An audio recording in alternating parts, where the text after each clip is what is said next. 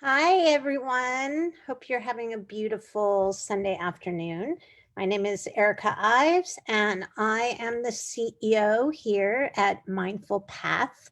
Just to give you a little bit of information, Mindful Path is an outpatient healing space with a wide array of different types of practitioners so that we can come up with an individualized plan that works for you. We offer individual therapy, we offer group therapy, we have dietitian services, we have case management, we do breath work, we do movement, we do experiential, we do Reiki, all types of things. And we put together packages based on your needs because different things work for different people. And that's part of the premise of Mindful Path, is finding what's right for you so you can mind your own path and work on your mental health, since that is something that we all have. Today, we're so lucky to have four of our wonderful staff from Mindful Path, and we're going to talk about a few different topics. So I'm going to just do a quick introduction. We have Stephanie Gilbert, who is a licensed marriage family therapist and program director here. We have Taryn McPherson. There's Taryn. Taryn is our dietitian, registered dietitian. We've got Rachel Boyer. Rachel Boyer is a therapist and she specializes in doing breath work. And we have Diana Beck, who is one of our therapists too. And Diana and I have been working together for many, many, many years. So I'm so happy she's with us today. So what we're going to do is we're going to start out today in just a small little grounding exercise, just taking a few breaths to get everybody centered. And also to say that this is something that you can do on your own any time of day. Great for focus. Rachel's going to talk more about breath work, but she's going to start today by just leading us with a few breaths. Go ahead, Rachel.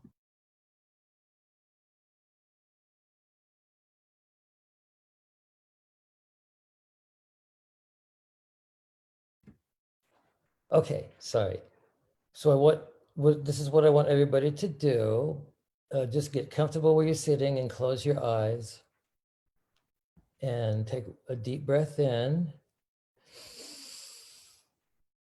Hold it. Maybe top it off a little bit. And when you release, you make a sigh.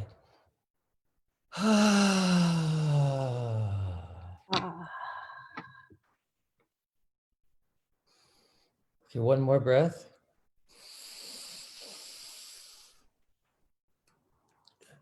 And one last breath.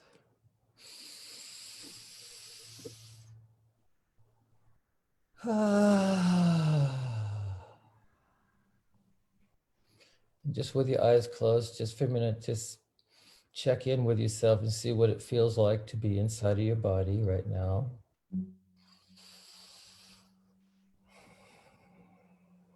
Just settle into this space. And you can open your eyes. Thank you, Rachel. I look forward to hearing what you're going to share with us today. So we are going to start today with Diana. Go ahead and jump on in, Dee. Thanks, Erica. Hi, as Erica mentioned, I'm Diana Beck. I'm a therapist here at Mindful Path. I thought I would share a little bit today about attachment.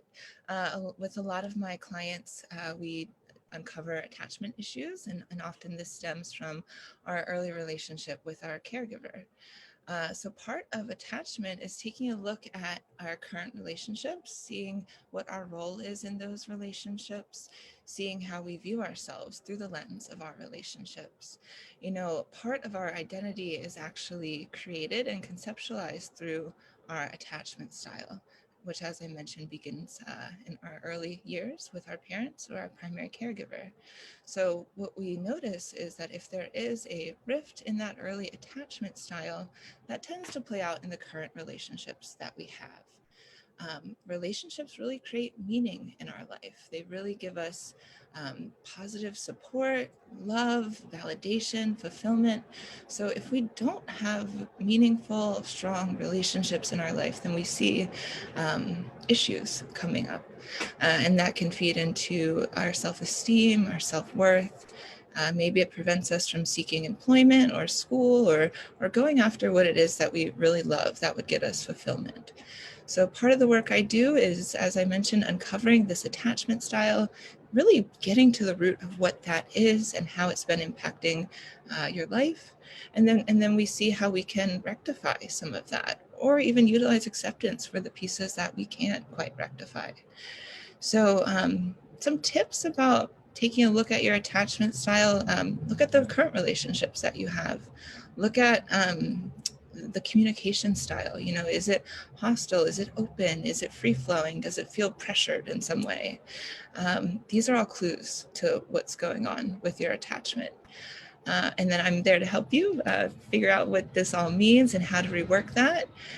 To give you maybe some clues for how to improve your attachment style, look at your communication. Are you using I statements? Do you listen closely to what the other party is trying to share with you? Do you cut them off? Do you quiet yourself in a communication? Take a look at these things and take a look at your relationships. And if you think your attachment is something you want to work on, I'd love to guide you through that. You know, we are all humans here having a very human experience, and we truly need one another to connect and to foster really positive experiences in our life. Thank you.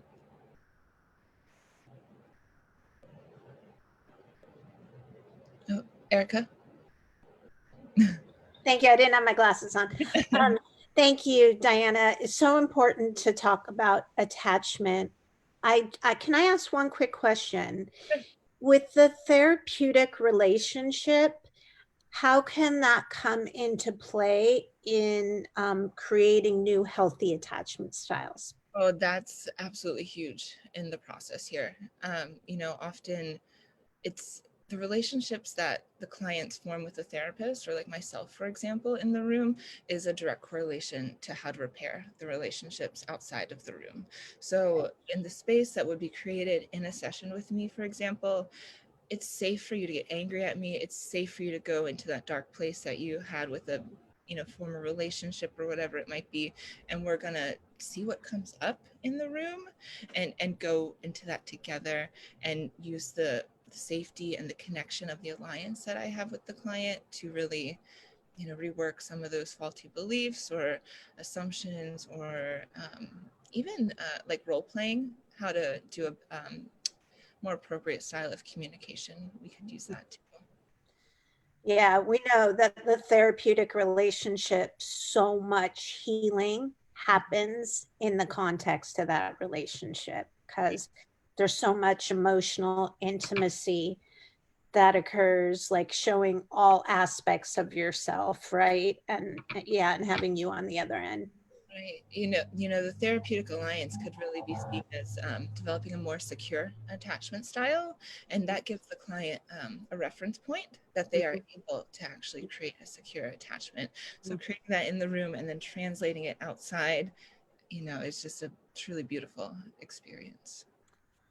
I love it. And thank you very much. And so you guys, if any of you out there want to learn more about attachment, contact us. And you hear what Diana does, a lot of work in that area. And it's attachment work is really incorporated into most therapies. Really, I'm going to say into all, maybe not so concretely, but it's there because it's relational, right? Right. So yeah. I think of attachment like even going back like to being in the womb too, starting there. But because often that's where, you know, the first attachment trauma. That's right. That's right. So thank you, Dee. Thank you. Dee's her nickname. Sorry, guys. was okay. Okay, next we have Rachel. You've all met Rachel, and take it away, Rachel. Hi, everybody. I'm Rachel, and I'm an associate marriage and family therapist with Mindful Path. And I'm just so blessed and honored to work with such an amazing, talented group of people. It's just wonderful to be here.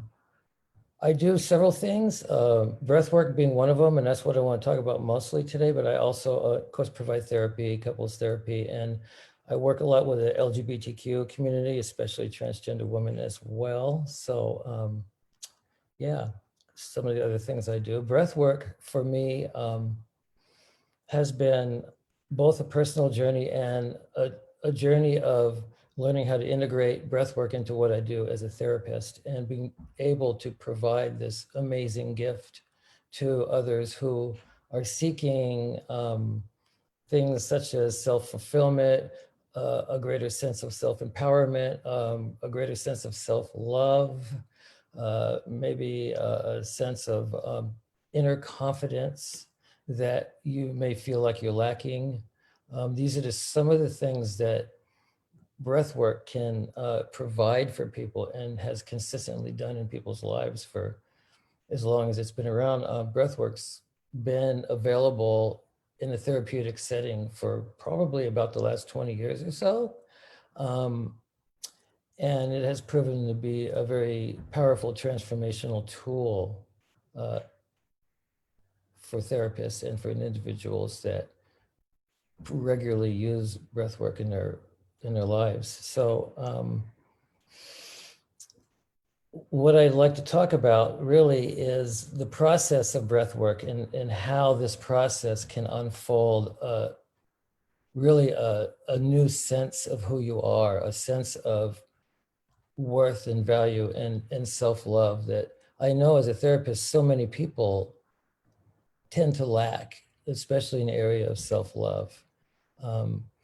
Many of us are caught up in what I would call the chatter in our minds of negative thinking and negative self-beliefs. And we tend to project that reality into our current reality. It sort of overlaps our lives. And so everything that we experience in life is really colored by this lens of our own self-perceptions.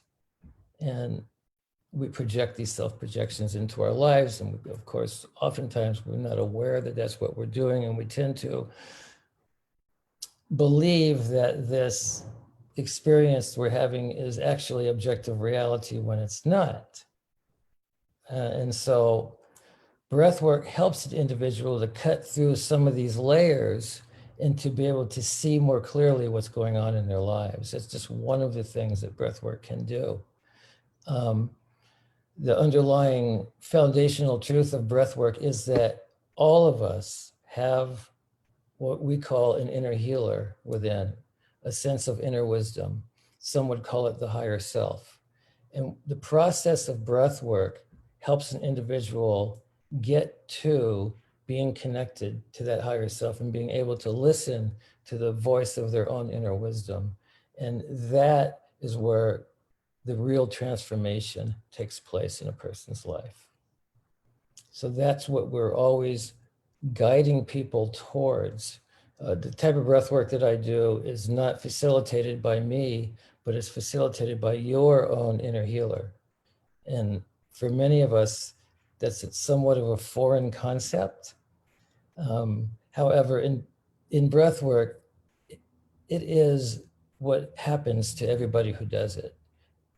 So it's a very, very powerful mode of self-empowerment because your need for affirmation from others begins to decrease, for instance, because your sense of affirmation begins to come from within yourself and it begins to grow.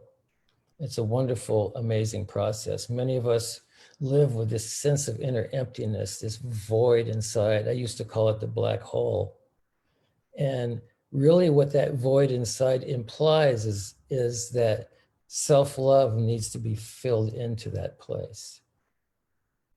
And this is really the beauty of what breath work does. What I do as a therapist is I'm able to guide you through this process and help you to do the integration work, because with breath work, the experience alone isn't really the transformation, it is the integration work that comes afterwards.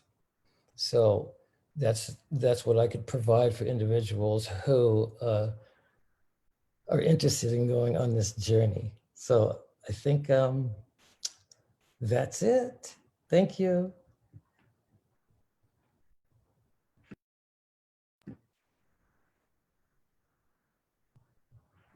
Rachel, I love that you talked about the integration piece, because we know that is so important, and that maybe even sometimes gets missed when people do different types of work. Can I just ask you if you'd really quickly explain what integration means? Well, integration is really the process after your experience with breathwork, which is an hour long, where you could either write it down with words or with pictures. You write down your experience, you journal it, you write pictures to sort of symbolize what happened, and then start looking at what it all means and what it all implies, and how these revelations can be lived in your everyday life, basically. How do I get this picture, this beautiful presence, and this sense of wonder within? How can I experience that in everyday life? For instance, I mean, there's a myriad of things. And sometimes it's more painful things, you know, some memories or emotions, strong emotions will come up, and sometimes buried emotions emerge that need to be processed through. We call it breathing through them. So breathwork also releases body memories. And sometimes your inner wisdom will guide you to trauma from your past where emotions need to be expressed, those sorts of things.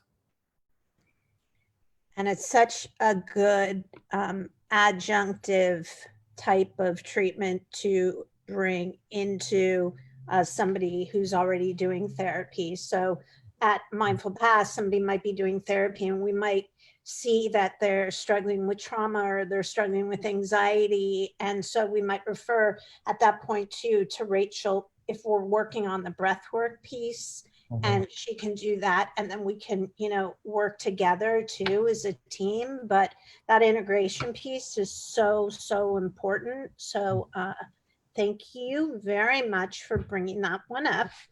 And I just want to say, if anybody would like to see Rachel, she's on our website under our social media videos. She's done a Facebook Live on breathwork, so she gives some examples there. So I would encourage people, if you want to get a little idea of what that is like, just go ahead and go on our website, mindfulpath.com, and check that out.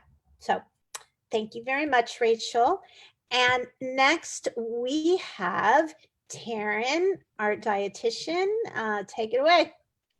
Hello, thank you, Erica. Yes, I'm Taryn McPherson. I am a registered dietitian nutritionist. I practice from a place of being weight inclusive and anti-diet, which I think can be terminology that is very confusing for people that are not familiar with those spaces of care. So what that means in terms of being weight inclusive is that I don't focus on weight loss or use weight as an indicator of health.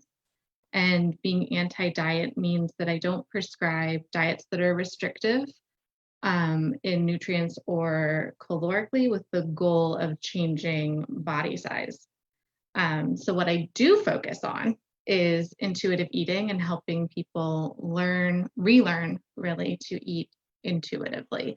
What that means is reconnecting with your body, and a lot actually of what Rachel was talking about, of reconnecting with your body and its wisdom and its awareness of what you need and when you need it, what nutrients you want, and helping you to find ways to connect back to that.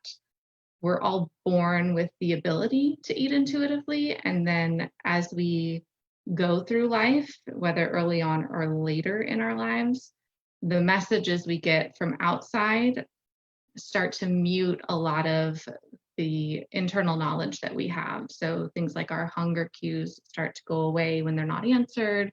As we take on judgments of foods from society or the people around us, we start to lose that innate knowledge of what our body needs because we judge what we're feeling with information that we've heard from the outside. And so a lot of the work that I do with people is trying to take all of that away and question really where those things are coming from when we have thoughts that come up around food or judgments that come up around the feeling of hunger or fullness. Where is that coming from and why is that there, and how can we pull that back and find the truth that's within our own body? So I talk a lot with my clients about the goal. The overall goal is for us to be able to make peace with food and also regain trust within our body, which oftentimes means kind of like signing a ceasefire between you and your body so that you can work as a team instead of being constantly at war with one another.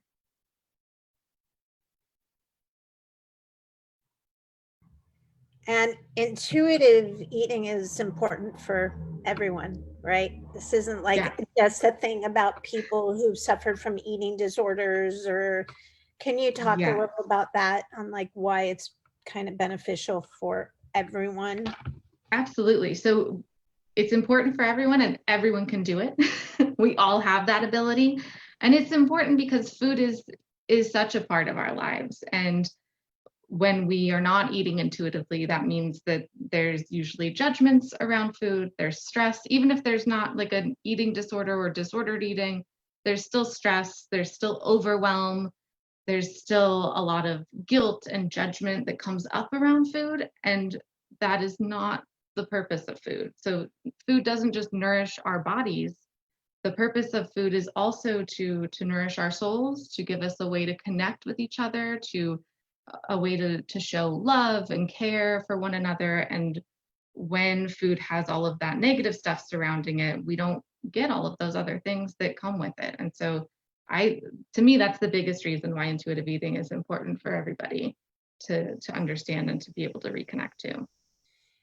And we also see that people who are struggling with different mental health issues, struggling with depression, appetite is often affected with everything, with trauma, with anxiety. There tends to be like this bi-directional relationship on one feeds the other. So it's so important when you're working on your mental health to also be working on what you're putting into your body. Absolutely. Right. So Taryn is such also great. If you're in therapy, we often have a client and like, you don't have to be struggling with disordered eating or an eating disorder, but we'll refer people to work on their mental health through a different lens. Mm-hmm.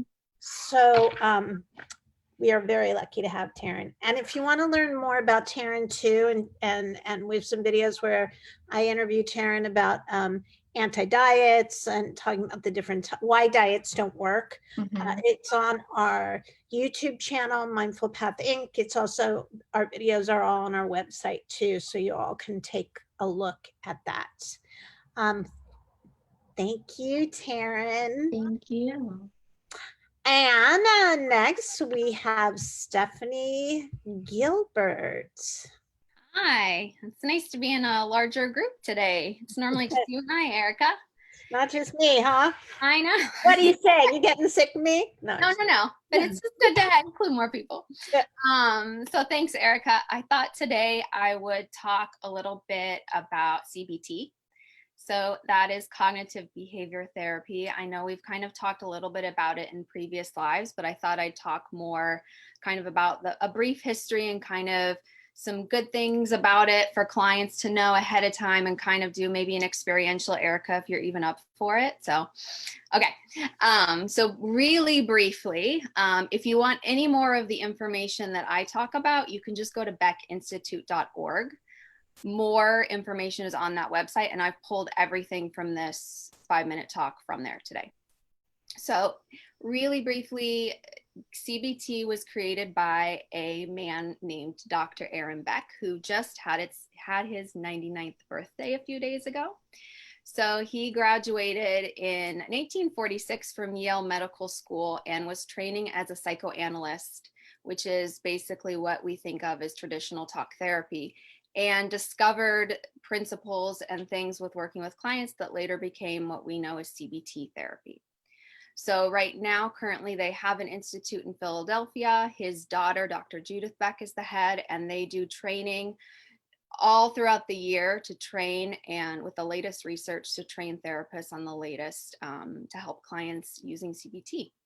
So some things that I think are really good for people to know going into working from a CBT modality. So CBT, first of all, like I said, it does take into account the latest research. And then that latest research is put into practice in how we approach the tools that we use for specific clients. So it's really tailored to the individual based on symptoms, but some things that maybe weren't working maybe in the 60s, you won't see today because of that research. It's really a really innovative modality. We also incorporate other tools as needed. So Diana mentioned attachment theory. You might see some attachment theory principles incorporated in CBT. Breath work, we call it paced breathing in CBT, but breath work can be incorporated in CBT. Nutrition is certainly a piece that we would incorporate in CBT. It's really a more holistic model. And we take what we need based on the individual and maybe put to the back burner the things that aren't going to work as well for that person. It's not a prescribed number of sessions. That's a misconception I get a lot with people asking me about CBT. It's also not just strictly, if you go on Amazon and you look at a CBT workbook, it's not a workbook that you're going to be coming into session and working with a therapist. It's going to be much more tailored to the individual, and you do the number of sessions that's helpful for you, basically, is what I tell people. It is, however, though, very goal directed. So if you're someone who wants to work on a specific thing, say social anxiety, the first session you might be prepared to kind of talk about that social anxiety, how it affects you, where the goal is that you want to get to in therapy. And then each session, we're going to be looking at that goal. So you're always going to know kind of the progress that we're making in therapy because we're going to be talking about it. So briefly, CBT is based on what we call cognitive model. And a cognitive model is basically that our thoughts impact our emotions, impact our behavior, impact the bodily sensations we have. And if we change our thoughts about specific situations, then we can change all of those things that follow. So Erica, I wonder if you'll participate really quick with me. Oh, wait, till I hear you. I'm ready. Okay, so here's the example, hypothetical. You can give me the first answer that comes to mind. So say after I get done speaking, pretend that I shut off my camera and I mute myself. What might you be feeling in that moment? The talk is still going on. Disrespected. Mm-hmm. What might you be feeling? Frustrated. Okay. And how might you react to while you're still on the live with the other clinicians and practitioners that are still on? I might hold my breath Okay. for a minute. Okay. Which can make it so I'm not present for that moment. Exactly. Okay, so in CBT, we would take, this is just an example of a situation that may or may not happen, probably won't today. But in CBT, we'd be asking the question, Erica, what was the thought that you had in that split second before you felt disrespected? Why would she do that? Yes. Yeah. And so based on that first thought that you have, or that preconceived notion, however you want to frame it, then the emotion of you're feeling really disrespected. You may be feeling some anxiety. You may be feeling some anger, fill in the blank. Now, if we took that same situation and for just time, today we won't, but if we took that same situation and say, I had sent you an instant message saying that, you know what, I really need to leave because I have a family emergency or something like that. Same situation, I'm still shutting off my camera and my audio, completely different reaction. Right. Sorry. Go ahead. I would feel completely accepting and there would be no issue with it. And I would thinking that I'd want to be wishing you well and hope everything's okay. Exactly. So that's just a brief overview of how CBT might be looking at situations. And in CBT, we do look at the specifics as much as we can, because we think of if that situation is happening, it might be happening more than one time in different scenarios.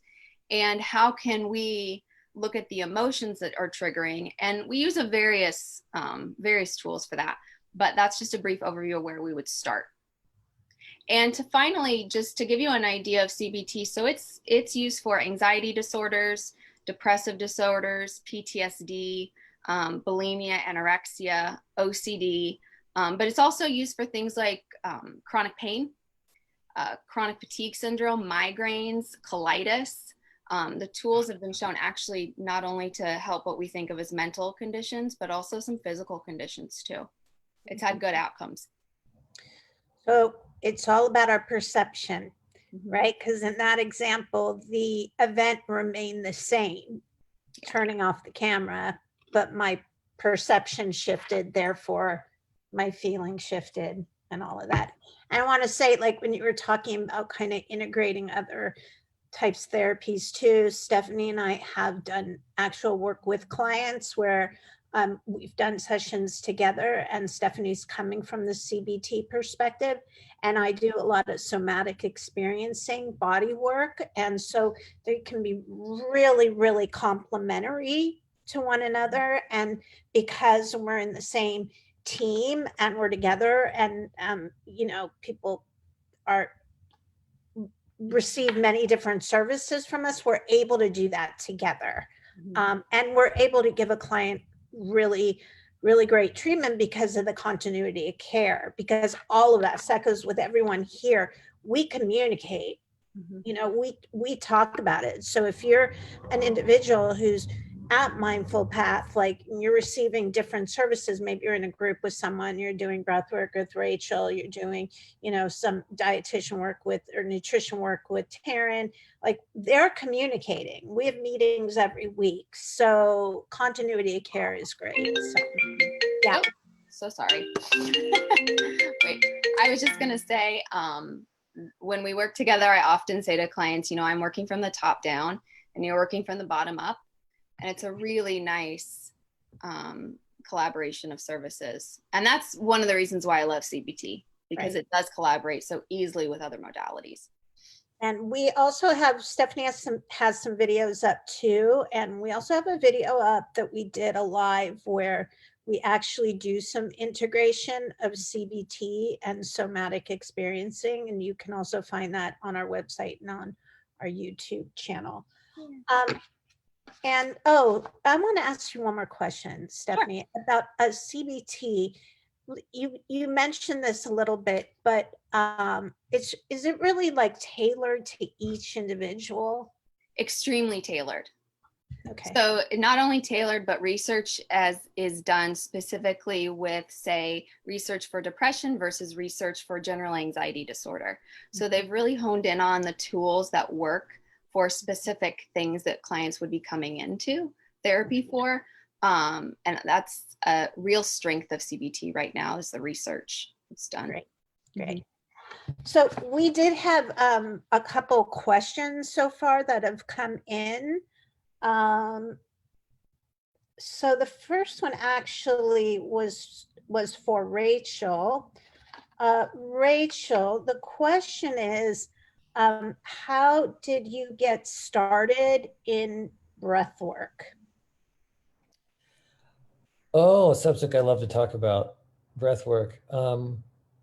I started using breath work about 4 years ago, and it was a time in my life when I was really looking for something that was going to help to bring about some change in my life as far as my own journey was concerned. I was just in a place where I felt a little bit stuck and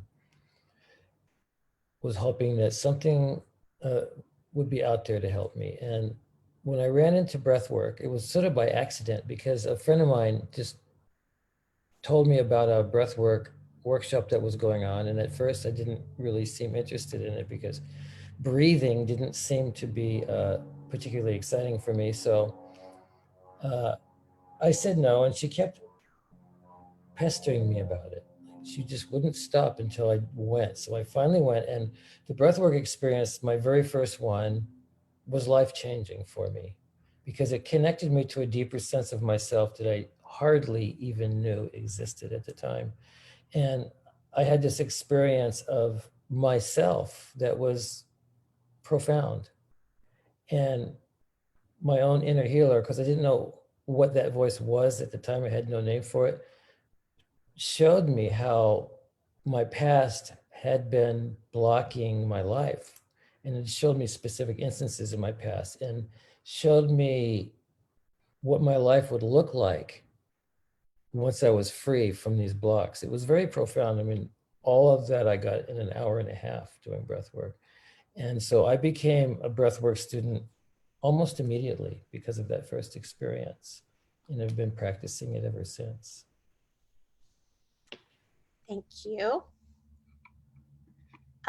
We also had a question for Taryn, and somebody asked if you could provide a couple of tools that they can use for intuitive eating.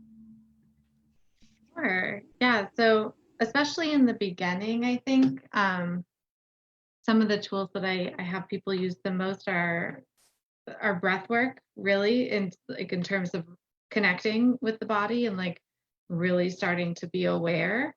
And I'll even bring in like some meditation aspects like body scans, feeling your feet on the floor, like really increasing our awareness of our body. And then the other tool that I use a lot is radical acceptance, especially in terms of repairing the relationship with your body, which is one of those tools I feel like it's like really easy for me to say and really hard to do in practice, but also a thing that becomes like the more you practice it, the easier it gets. And so that is usually something that I start with very early on, is just like practicing that radical acceptance of the moment. Can you explain a little what radical acceptance is? Sure. So this is my favorite example. It uses me. So last year, it's almost a year ago, I went and I got a haircut that I was really excited about. I brought a picture in and I was doing a big change. I was chopping a lot off. And as soon as it was done, I hated it so much. And it took a lot. And it was like, I looked up like hair extensions and maybe I'll spend $300 on hair extensions. What do I do?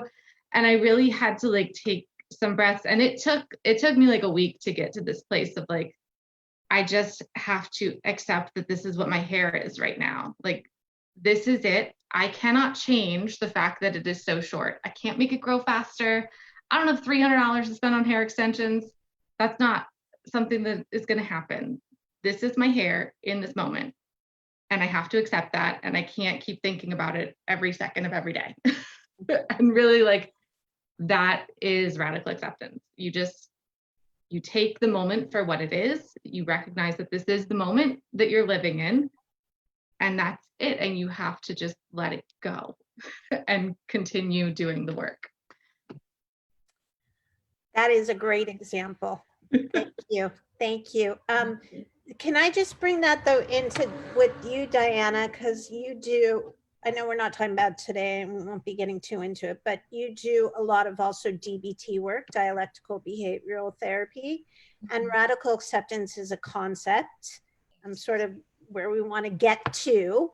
Can you elaborate even a little more, talk about how you work on it from a therapeutic perspective also to complement what Taryn said?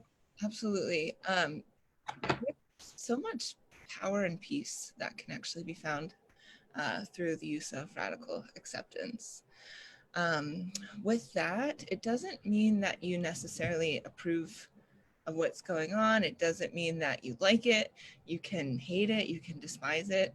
But the thing with radical acceptance is that you're just acknowledging that this is what it is, like this is what's occurring. And you know, if we're denying what's occurring, that makes our distress so much worse.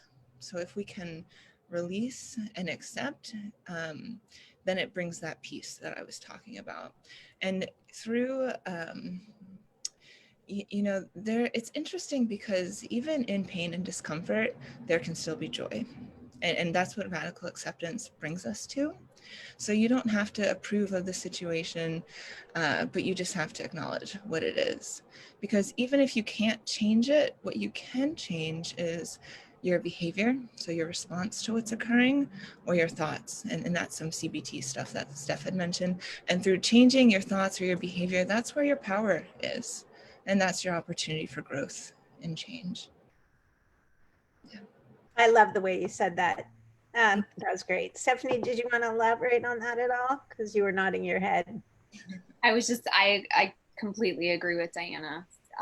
DBT, definitely radical acceptance was a term I believe coined by DBT, but it's certainly a principle in CBT. And then I think it's completely the cornerstone of ACT, throwing in another acronym. But acceptance is that and somatic work too. Yeah, I mean, acceptance is extremely important because we can't really do anything if we're not acknowledging what's happening. Mm-hmm. Mm-hmm. Yeah, it's important in every type of everything we really do, right? Mm-hmm. Yeah. Steph, do we have any other questions that have come in? I don't see any. Okay. Doesn't mean there weren't any. I'm sorry if I'm missing anything, but well, you know, if anybody does have questions after the fact, you can this is going to be posted. You can message us, you can go onto the contact box on our website, or you can do it through Facebook, whatever way you want to reach out. So we do a Facebook Live every Wednesday, and that's usually myself and Stephanie. But we're going to be doing more of these with our staff, our wonderful Mindful Path staff, meeting up the minds. We unfortunately don't have everybody with us today, but hopefully they will be next time. But we would really encourage, we would love your input. If you could tell us like what it is you would like to learn more about. And, you know, we can think about doing that as a topic too. So it has been a pleasure and wonderful way to spend a Sunday with all of you wonderful humans. And I thank you all for joining us today. And as I say, stay safe, stay well, keep working on your mental health, and reach out to Mindful Path, and we're here for anything you need. So take care and have a wonderful rest of the day. Stay safe. Bye-bye.